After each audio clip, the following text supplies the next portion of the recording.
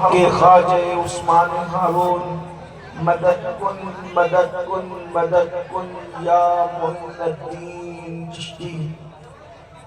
ممبر پر رونق افروز یادگار اسلاف حضرت علامہ مفتی مجتبیٰ شریف صاحب قبلہ مدظلہ العالی، حضرت علامہ مفتی غلام مصطفیٰ صاحب قبلہ رضوی مدظلہ العالی۔ تک سونا تجھے شرم نبی خوف خدا، یہ بھی نہیں وہ بھی نہیں، رزق خدا کھایا کیا فرمان حق تالا کیا، شکر کرم ترس سزا، یہ بھی نہیں وہ بھی نہیں، اور ڈر تھا کہ عصیاں کی سزا اب ہوگی یا روز جزا، ڈر تھا کہ عصیاں کی سزا اب ہوگی یا روز جزا، دی ان کی رحمت نے صدا، یہ بھی نہیں وہ بھی نہیں۔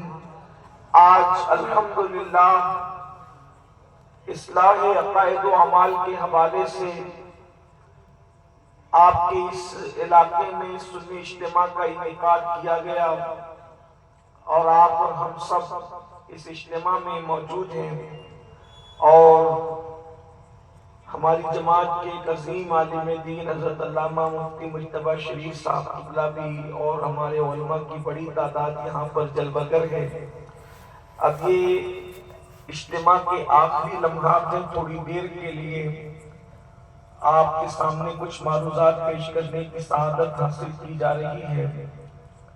اللہ رب العزت کا کتنا عظیم احسان ہے کہ اللہ تبارک و تعالیٰ نے ہمیں آخری نبی کی امت میں پیدا فرمایا۔ ہمارے مرشد حضور مخدوم صاحب سیدنا مخدوم اشرف جانی سمنانی فرمایا کرتے تھے کہ مجھے اگر فخر ہے، میں کسی چیز پہ فخر کرتا ہوں تو اس بات پہ فخر کرتا ہوں کہ میں آخری نبی کا امتی بنایا گیا ہوں۔ صحیح النسب حسینی سید تھے، اس پر فخر نہیں تھا، شکر تھا، فخر نہیں تھا۔ غوثیت کبریٰ کے مقام پر فائز تھے، غوث العالم تھے، مقام غوثیت پر شکر تھا، فخر نہیں تھا۔ نسلن بعد نسل پورا خاندان بادشاہوں کا تھا، اس پر بھی شکر تھا، فخر نہیں تھا۔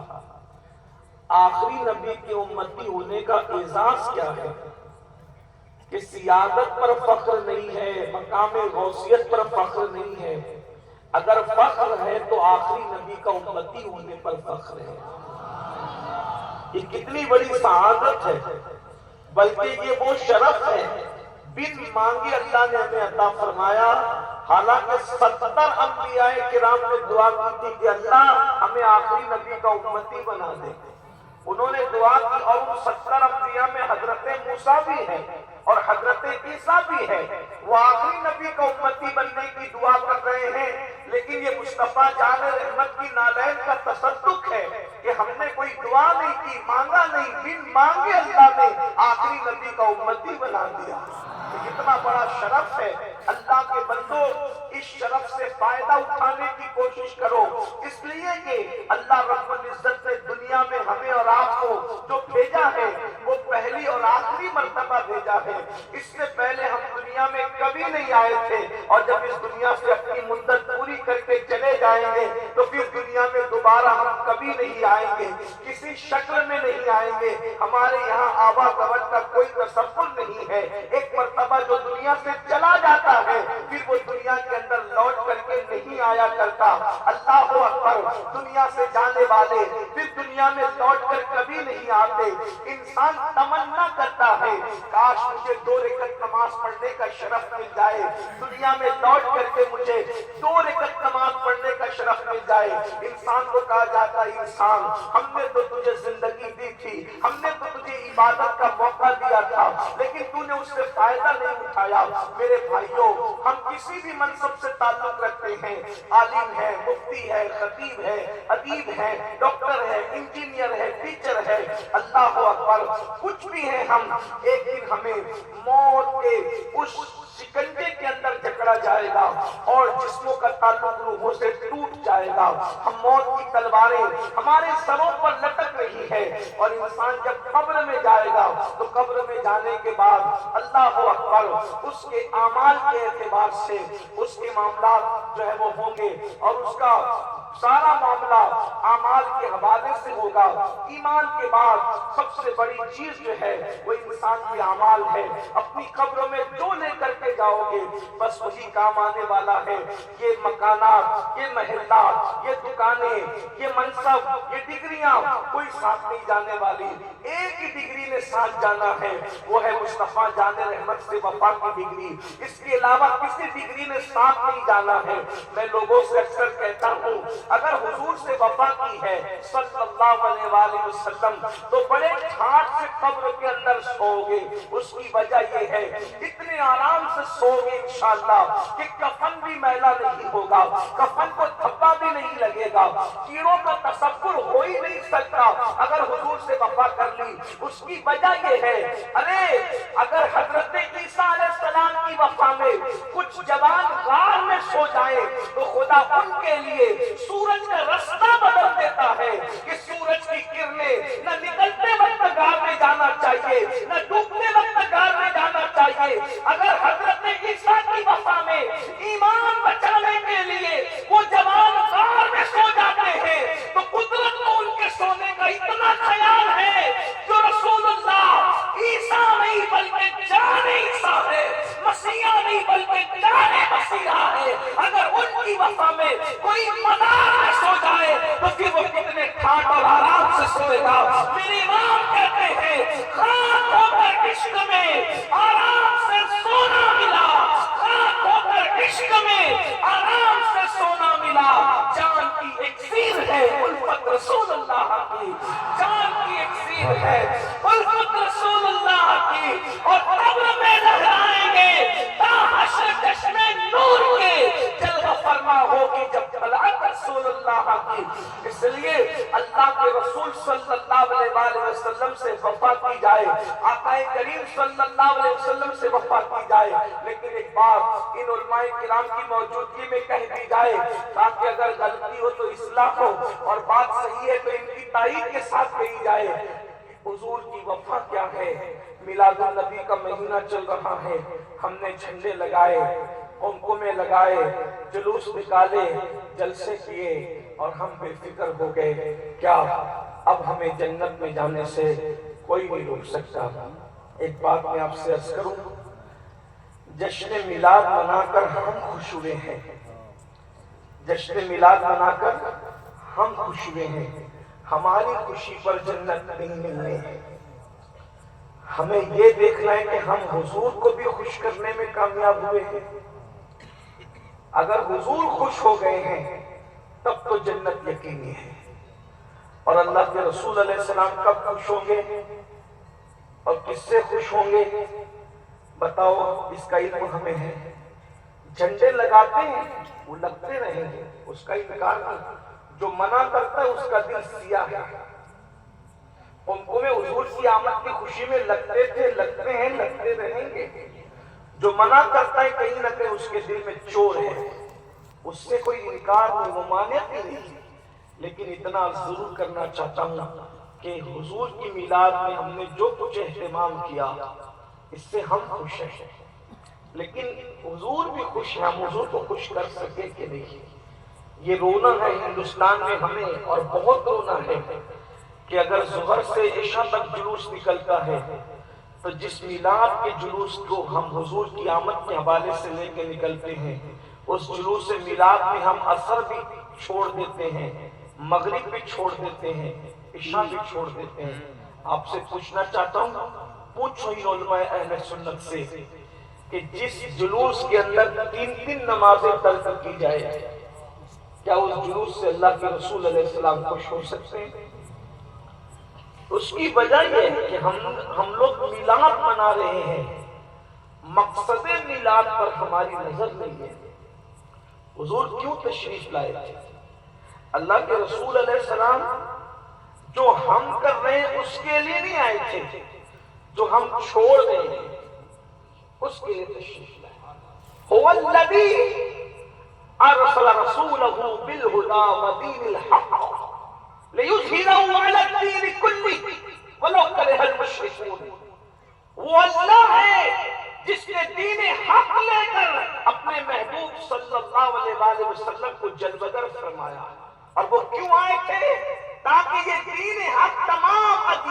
باطل پر غالب آ جائے.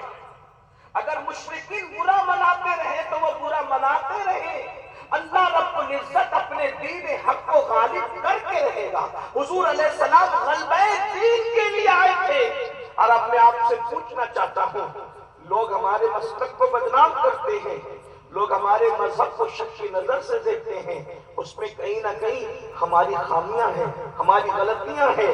مجھے بتاؤ اللہ کے بندو، حضور تو آئے ہی تھے رب کی بارگاہ میں جھکانے کے لیے.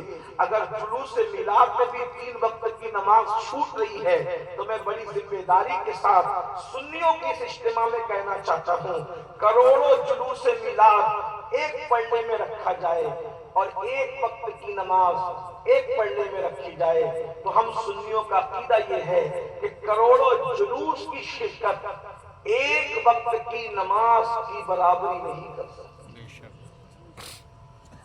لیکن ہمارا حال الگ ہے. دیکھیے جلوس میں شرکت کے لیے ممانعت نہیں ہو رہی ہے، ہم سب شریک ہوتے رہیں گے.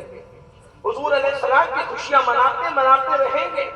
ہمارے امام نے تو یہاں تک کہا 1-2 دن نہیں، 1-2 سال نہیں، حشر تک ڈالیں گے ہم پیدائش مولا کی دھوم مثل فارس نجد کے قلعے گراتے جائیں گے. خاک ہو جائیں عدو جل کر مگر ہم تو رضا، دم میں جب تک دم ہے ذکر ان کا سناتے جائیں گے. لیکن آپ سے پوچھنا چاہتا ہوں، ہمارے نزدیک نماز کی جو اہمیت ہونی چاہیے، کچھ لوگ تو نماز کا مذاق اڑاتے ہیں، بلکہ اب تو کچھ ایسے لوگ بھی ہمارے درمیان آ گئے ہیں جو کہتے ہیں ارے تم کچھ بھی کرو ہم بخشوا لیں گے. وہ جعلی پیر جو تمہارے ایمان کے لٹیرے ہیں، جو بھی ہے، کسی بھی خاندان کے ہو، کسی بھی سلسلے کے ہو، اگر کوئی نماز کا مخالف ہے تو وہ کچھ بھی ہو سکتا ہے لیکن وہ سنی نہیں ہو سکتا، وہ مومن نہیں ہو سکتا. اور ہمارے یہاں پیر ہونے کے لیے سب سے پہلے شرط ہے کہ وہ سنی صحیح العقیدہ ہو، اور جو نماز کا منکر ہے وہ سنی ہو ہی نہیں سکتا، وہ مومن ہو ہی نہیں سکتا. اگر کوئی کہے کہ دل کی نماز ہے، یہ نماز کیا ہے، مسجدوں میں جانے کی ضرورت کیا ہے، یاد رکھنا وہ بدترین ایمان کا لٹیرا ہے. کچھ لوگ تو یہاں تک کہنے لگے کہ جو اللہ تک نہیں پہنچا اس کو نماز پڑھنے کی ضرورت ہے. ہم تو اللہ تک پہنچ گئے، ہمیں نماز کی کیا ضرورت ہے. ایک بات پوچھوں، یہ جملہ کتنا بدترین ہے، اس کی ضرب کہاں کہاں تک پہنچ رہی ہے، اس کی گرد کہاں کہاں تک پہنچانے کی کوشش کی جا رہی ہے. اگر یہ بات ہے کہ اسی کو نماز کی ضرورت ہے جو نہیں پہنچا، تو کیا یہ ثبوت نہیں ہے کہ اللہ کے رسول علیہ الصلوۃ والتسلیم نے آخری وقت تک پہ نماز ادا فرمائی ہے. امام حسین کا تو آخری سجدہ پوری امت میں مشہور ہے، پوری امت کے اندر آخری سجدہ مشہور ہے، بلکہ حالت سجدہ میں آپ نے جام شہادت نوش کیا ہے. تو کیا یہ ایسی بات کرنے والے یہ بتائیں گے کہ امام حسین اللہ تک نہیں پہنچے تھے؟ ذرا غور تو کریں، کتنی بدترین یہ گستاخ ہیں امام حسین کے. واللہ جس خاندان میں حسینیت نہیں ہے اس کو خاندان کہلانے کا حق نہیں ہے. امام علی مقام علیہ علیہ السلام نے سجدے میں جان دی ہے. سرکار غوث اعظم دستگیر نے آخری وقت تک نماز پڑھی ہے. سرکار غریب نواز نے آخری وقت تک نماز پڑھی ہے. وارث پاک ہو، مدار پاک ہو، مخدوم پاک ہو، محبوب الہی ہو، یہ سب بزرگوں نے آخری وقت تک نمازی ادا فرمائی ہے. بہت سارے بزرگوں کی تو حالت نماز کے اندر خوب پرواز کی ہے. اور آج کیا بات کہی جا رہی ہے، اللہ اکبر، کہ جو اللہ تک نہیں پہنچے انہیں نماز کی حاجت ہے. یاد رکھنا، جو اللہ کا جتنا مقرب ہوتا ہے اس کو نماز سے اتنا پیار ہوتا ہے. ایک بات بتاؤں، اللہ کے سارے مقربین میں جو پہلے نمبر پر ہے انبیاء کے بعد، ان کو صحابہ کہا جاتا ہے. اور اللہ نے جب صحابہ کی شان بیان فرمائی تو اس انداز سے بیان فرمائی، تراہم رکعا سجدا یبتغون فضلا من اللہ ورضوانا سیماہم فی وجوہہم من اثر السجود. جب تم ان کو دیکھو گے تو کس حال میں دیکھو گے؟ ان لوگوں کو دیکھنے کی کیا نشانی بیان بیان کی گئی ہے، جو حضور کے سچے غلام ہیں ان کو جب تم دیکھو گے یا تو وہ تمہیں رکوع کرتے ہوئے ملیں گے یا تو وہ تمہیں سجدے کرتے ہوئے ملیں گے۔ میرے آقا صلی اللہ علیہ وسلم کے دیوانوں، یاد رکھنا، اچھی طرح یاد رکھنا، نمازوں کو چھوڑ کر ہم اپنے آپ کو اللہ و رسول کی بارگاہ میں سچا مومن ثابت نہیں کر سکتے۔ سیدی اعلیٰ حضرت امام اہل سنت نے فتاوی رضویہ شریف کے اندر مسلک نقل کرتے ہوئے، مذہب نقل کرتے ہوئے، مختلف اقوال بیان کرتے ہوئے ارشاد فرمایا، بے نمازی پر مولا علی نے کفر کا فتویٰ دیا، فاروق اعظم نے کفر کا فتویٰ دیا، اسی طریقے سے کم و بیش 100 سے زائد صحابہ کرام نے بے نمازی پر کفر کا فتویٰ دیا۔ احناف کے نزدیک ہم حنفی ہونے کے اعتبار سے ڈائریکٹ بے نمازی کو کافر تو نہیں کہتے، لیکن اتنا ضرور ہے کہ جو نماز میں سستی کرے گا، ڈر ہے جب مرے گا تو وہ کفر پر مرے گا، اس کا خاتمہ کفر پر ہوگا۔ بلکہ میں تو سوچتا ہوں اعلیٰ حضرت کا نام بہت لیتے ہو، سیدی اعلیٰ حضرت نے تو یہاں تک لکھا، جو رکوع صحیح نہ کرے، جو رکوع صحیح نہ کرے، غفلت کی وجہ سے ٹیڑھا ترچھا رکوع کرے، ڈر ہے کہ اس کا خاتمہ کفر پر ہو۔ اندازہ نماز پڑھتا ہے لیکن رکوع صحیح نہیں کرتا۔ غور فرمائیں، اندازہ فرمائیں مسلمانوں ہم کہاں ہیں۔ اللہ اکبر۔ اور یہ بات یاد رکھیے، ہم قادری بن رہے ہیں، چشتی بن رہے ہیں، نقشبندی بن رہے ہیں، سہروردی بن رہے ہیں، رضوی اشرفی، سب مسلمان بھی تو بنو سچے جیسے حضور بنانے کے لیے آیا۔ اس لیے کہ جب تک مسلمان نہیں بنو گے سچے تو رضوی اشرفی قادری کیا بن سکو گے۔ اور بے نمازی کے لیے جو عذاب ہے، پہلی بات تو اللہ کا عذاب کوئی برداشت کر ہی نہیں سکتا۔ قرآن کہتا ہے اِنَّ بَطْشَ رَبِّكَ لَشَدِيدٌ، تیرے رب کی پکڑ بڑی سخت ہے۔ اللہ کی پکڑ بڑی سخت ہے۔ اللہ کی پکڑ، جب اللہ کسی کی پکڑ کرتا ہے دنیا کی کوئی طاقت چھڑا نہیں پاتی۔ اور ایک بات یہ بھی یاد رکھنا، جب اللہ کسی پر عذاب نازل کرنے کا فیصلہ کر لے تو اللہ والے بھی اس کو نہیں بچاتے، کیونکہ اللہ والے اللہ کے وفادار ہیں، اور اللہ والے جب دیکھتے ہیں کہ اللہ نے فیصلہ کیا ہے تو پھر اللہ والے اس کو نہیں بچاتے۔ اور اگر کوئی اللہ والا اس کو بچانے کے لیے دعا کے لیے ہاتھ بھی اٹھاتا ہے تو پھر وہ اللہ ہے۔ اللہ تعالیٰ فرماتا ہے میرے خلیل اب تو ان کے لیے دعا بھی مت کر۔ کیا آپ نے قرآن کا یہ بھول گئے مضمون؟ جب قوم لوط کے لیے اللہ کے پیغمبر سیدنا ابراہیم خلیل اللہ کے ہاتھ اٹھے تو اللہ رب العزت نے حضرت خلیل کو منع کر دیا، ابراہیم تو میرا خلیل ہے، ان کے لیے دعا نہ کرنا۔ آپ غور کیجیے، جب خلیل اللہ کو روکا جا سکتا ہے، ہم یہ سوچ رہے کہ ہم نماز نہیں بھی پڑھیں گے، مولانا آپ تو سنی ہے، میں کہتا ہوں بھائی جو سنی ہوگا نا واقعی وہ نمازی ہوگا۔ جس کی سنیت اس کو مسجد تک نہ لے جا سکے، اس کی سنیت اس کو جنت تک نہ لے جائے گی۔ سنیت اتنے کمزور ڈورے کا نام نہیں ہے۔ ارے عشق تو وہ ہے جو پہلی رات کے دولہا کو حجرے عروسی سے اٹھا کر کے میدان شہادت تک لے کر کے جاتا ہے۔ ہم تو عشق کے دعوے دار بنے ہوتے ہیں۔ میں یہ نہیں کہہ رہا ہوں کہ معاذ اللہ بے نمازی کافر ہو جاتا ہے، میرا کبھی موقف یہ رہا ہی نہیں۔ ہم کیسے کہہ سکتے ہیں، ہم اپنے بزرگوں کے اقوال کے پابند ہیں، لیکن یہ ضرور کہوں گا کہ اگر نماز میں سستی کرو گے تو وہ بدترین دن دیکھو گے۔ اللہ کے رسول صلی اللہ علیہ وسلم کا فرمان سنو اور غور سے سنو، قبر میں ہمارا سہارا کون ہے؟ صرف ایک ذات، ایک ذات۔ ماں جب اکلوتے کو چھوڑے آ آ کہہ کے بلاتے یہ ہے، باپ جہاں بیٹے سے بھاگے لطف وہاں فرماتے یہ ہے، بندے کو مرکز میں چھپک کر میٹھی نیند سلاتے یہ ہے، ٹھنڈا ٹھنڈا میٹھا میٹھا پیتے ہم ہے پلاتے یہ ہے، قصر دنا تک کس کی رسائی جاتے یہ ہے آتے یہ ہے۔ اللہ اکبر، ان کے ہاتھ میں کن کنجی ہے، مالک کل کہلاتے یہ ہیں۔ اللہ اکبر، اندازہ تو فرمائیں، جب باپ ساتھ چھوڑ دے، بھائی ساتھ چھوڑ دے، استاد ساتھ چھوڑ دے، شاگرد ساتھ چھوڑ دے، ایک بات کو برا مت ماننا، میں پیروں سے بدزن کرنے نہیں آیا، لیکن سچی بات کہنا یہ ہمارے مسلک کا طرز امتیاز ہے۔ آج کل کے جن پیروں پر تم تکیہ کر کے بیٹھے ہو نا، جو شریعت اور دین بھی نہیں جانتے، جو سچے، ان کی بات نہیں کر رہا۔ اگر آپ سوچتے کہ یہ قبر میں آئیں گے، میرے بھائی تیرے بیمار پڑنے پر جو تیری بیماری کی خیریت نہ پوچھ سکے، وہ تیری قبر میں کیا رہا ہے؟ بڑی معذرت کے ساتھ آج خیریت بھی لباس دیکھ کر پوچھی جاتی ہے، آج خیریت بھی جیبوں کی گرمی اور کم گرمی دیکھ کر پوچھی جاتی ہے۔ کھیت کھلیان نذرانے کی مضبوطی اور جیب گرم ہے تو بہت دور سے بھی خیریت پوچھی جاتی ہے، ورنہ مسافے کا بھی ٹائم نہیں ہے اس دور میں، اسی مصروفیت کے دور میں لوگوں کو۔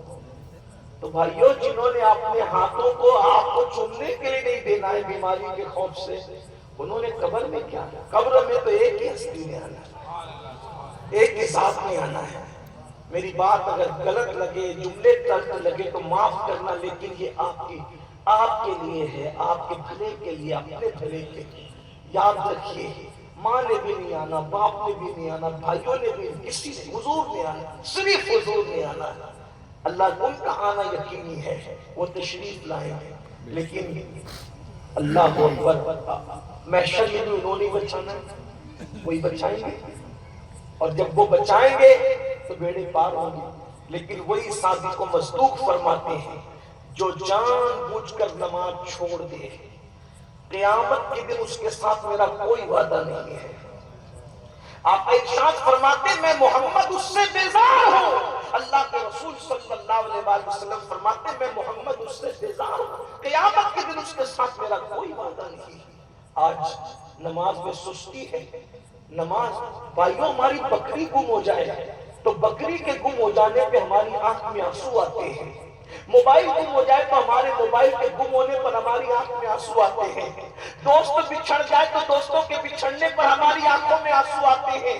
ہم روئے موبائل کے گم ہونے پر، ہم روئے بکریوں کے گم ہونے پر، ہم روئے کھیت اور کھلیان کے ویران ہونے پر۔ اگر کھیت میں اناج پیدا نہیں ہوا، ہماری آنکھوں میں آنسو آئے ہیں، دوست بچھڑے ہماری آنکھوں میں آنسو آئے ہیں، کسی کی میت بھی ہماری آنکھوں میں آنسو آئے ہیں۔ مجھے بتاؤ، کیا موبائل قبر میں آئے گا؟ کیا بکریاں قبر میں آئیں گی؟ کیا فوت ہونے والے بچے قبر میں آئیں گے؟ یا کھیت اور کھلیان قبر میں آئیں گے؟ ذرا بتاؤ تو صحیح۔ جنہوں نے قبر میں نہیں آنا ہے، ان کے گم جانے پر تو ہم روئے ہیں، مگر وہ نماز جو ہماری قبر میں ہماری مونس بن کر، ہماری مددگار بن کر، دلہن کی شکل میں قبر میں کام آئے گی، کیا بتاؤ اس نماز کے فوت ہونے پر بھی ہم روئے ہیں؟ اللہ اکبر۔ بچہ اسکول نہیں جاتا، ماں باپ اس کو مارتے بھی ہے، ڈانٹتے بھی ہے۔ اے مسلمانوں، مجھے بتاؤ، بچوں کو اسکول نہ جانے پر مارنے والوں اچھا کر رہے ہو، ہم مخالفت نہیں کرتے، پڑھاؤ اپنے بچوں کو، مگر آپ سے سوال کرنا چاہتا ہوں، بچہ اسکول نہیں جاتا، آپ اس کو تو مار رہے ہو، بچہ نماز نہیں جاتا، کبھی کیا بچے کو نماز نہ جانے پر بھی آپ نے مارا ہے؟ کبھی اس پر بھی ڈانٹا ہے؟ یاد رکھنا، پڑھائی ضروری ہے، لیکن اگر بچہ نہیں پڑھے گا، اسکول نہیں جائے گا، ہو سکتا ہے اس کی دنیا اجڑ جائے، لیکن اگر نماز نہیں پڑھے گا، اس کی تو دنیا بھی برباد ہے، اس کی تو آخرت بھی برباد ہے۔ بتاؤ دین کی اہمیت کیا ہے؟ کتنے جلسے ہو رہے ہیں، ہزاروں جلسے ہو رہے ہیں، ہم بدلنے کی کوشش نہیں کرتے۔ یاد رکھو، سب سے سخت ترین عذاب، سب سے بدترین عذاب اگر کسی کو ہوگا، بے نمازی کو ہوگا۔ بے نمازی کو دردناک موت آئے گی، بے نمازی کو بدترین عذاب میں مبتلا کیا جائے گا۔ اللہ کے پیارے حبیب صادق و مصدوق صلی اللہ علیہ وسلم کے فرمان کا مفہوم ہے، جب کوئی بے نمازی دنیا سے جاتا ہے، اللہ اس پر اتنی سخت پیاس مسلط کرتا ہے، اتنی سخت پیاس مسلط کرتا ہے کہ 7 سمندروں کا پانی اگر اس کے منہ میں اڈیل دیا جائے تب بھی اس کی پیاس کو کوئی بجھا نہیں سکتا۔ مرنا، دنیا سے جانا ہے، وہ لمحات، سخت ترین لمحات، اور یہ موت کی پیاس کب لگ رہی ہے؟ سیدنا عمرو بن عاص رضی اللہ تعالیٰ کے شہزادے صحابی ابن صحابی حضرت عبداللہ ابن عمرو ابن عاص کہتے ہیں میں نے اپنے بابا سیدنا عمرو ابن عاص سے پوچھا بابا موت کے وقت کی تکلیف ذرا بیان کرتے ہیں، موت کیسے آتی ہے، موت کی تکلیف کیسے آتی ہے، کیسے ہوتی ہے؟ یہ اس وقت میں نے اپنے بابا سے پوچھا جب میرے بابا دنیا سے جا رہے تھے۔ عمرو ابن عاص کون ہے؟ جنہوں نے رسول اللہ صلی اللہ علیہ وسلم کے پیچھے نمازیں پڑھی۔ بھائیو حضور علیہ السلام کو دیکھنا ہی جنتی ہونے کے لیے کافی ہے۔ ہمارا ایمان ہے، جس نے ایمان کی حالت میں حضور کو دیکھا، ایمان کی حالت میں دنیا سے گیا، وہ ایسا جنتی ہے کہ اس پر جہنم کی آگ حرام ہے، بلکہ جو اس کو دیکھ لی ایمان کی حالت میں اور ایمان کی حالت میں چلا جائے اس پر بھی جہنم حرام ہے۔ غور کیجیے، عبداللہ ابن عمرو ابن عاص کہہ رہے ہیں اور اس کو لکھ رہے فقیہ ابو اللہ سمرقندی رضی اللہ تعالیٰ کہ میں نے اپنے بابا عمرو ابن عاص سے پوچھا بابا آپ اکثر کہا کرتے تھے کہ اگر کوئی عقل مند انسان مرے گا اور مرتے وقت اس کی زبان جاری رہے گی، عقل بھی سلامت رہے گی، تو میں پوچھوں گا کہ موت کی تکلیف کیا ہے۔ آپ کو تو کوئی ایسا عقل مند صاحب زبان نہ ملا کہ دنیا سے جاتے وقت عقل بھی سلامت ہے، زبان بھی چل رہی ہے، آپ کو تو کوئی ایسا نہ ملا۔ آپ دنیا سے جا رہے ہیں بابا، آپ ذرا بتائیں نا کہ موت کی تکلیف کیسی ہوتی ہے۔ یہ صحابی رسول جن لوگوں کا جنتی ہونا قرآن کی اس آیت سے ہمارے لیے ثبوت کا درجہ ہے۔ وَكُلًّا وَعَدَ اللَّهُ الْحُسْنَى، حضور کا ہر صحابی جنتی ہے، اللہ نے ان سے جنت کا وعدہ کیا ہے۔ عمرو ابن عاص کے شہزادے عبداللہ ابن عمرو ابن عاص کہتے ہیں کہ جب میں نے اپنے بابا سے پوچھا کہ بابا موت کی تکلیف کیا ہے، تو کہتے ہیں میرے بابا نے مجھ سے کہا میرے بیٹے اگر زمین اور آسمان سمیٹ کر کسی کے سینے پہ رکھ دیا جائے تو وہ کتنا وزن محسوس کرتا ہے، ایسا وزن دنیا سے جانے والا محسوس کرتا ہے۔ یہ بے نمازی کی موت نہیں ہے، یہ بے نمازی کی موت نہیں ہے، یہ اس کی موت کا ذکر ہو رہا ہے جس نے امام الانبیاء کے پیچھے نماز پڑھی۔ غور تو کیجیے، اس وادی سے ہمیں گزرنا ہے، بس دکان، مکان، کاروبار، غفلت غفلت غفلت، موبائل میں گیم، واٹس ایپ، فیس بک، پوری زندگی اسی میں سمٹ کے رہ گئی۔ اس کی غیبت، اس کی چغلی، اس کے چکر میں اس کے چکر، کبھی اپنی آخرت کی فکر بھی کی، کبھی یہ تصور بھی کیا کہ میں نے مرنا ہے۔ مرنے کا ذکر سنتے ہو تو اٹھ کے بھاگنے لگتے ہو، بے چین ہونے لگتے ہو، یہ کون سا عنوان چھڑ گیا۔ لیکن موت تو تلخ حقیقت ہے، موت سے کوئی نہیں بچ سکتا۔ قرآن کہتا ہے اینما تکونوا یدرککم الموت ولو کنتم فی بروج مشیدہ، اگر تم مضبوط قلعوں میں جا کر چھپ جاؤ تمہیں وہاں بھی موت آ کر کے رہے گی۔ ذرا غور کیجیے، فرماتے ہیں کہ زمین اور آسمان کو سمیٹ کر اگر کسی کے سینے پہ رکھ دیا جائے تو وہ کتنا وزن محسوس کرے گا، اس سے زیادہ وزن موت کا ہوتا ہے۔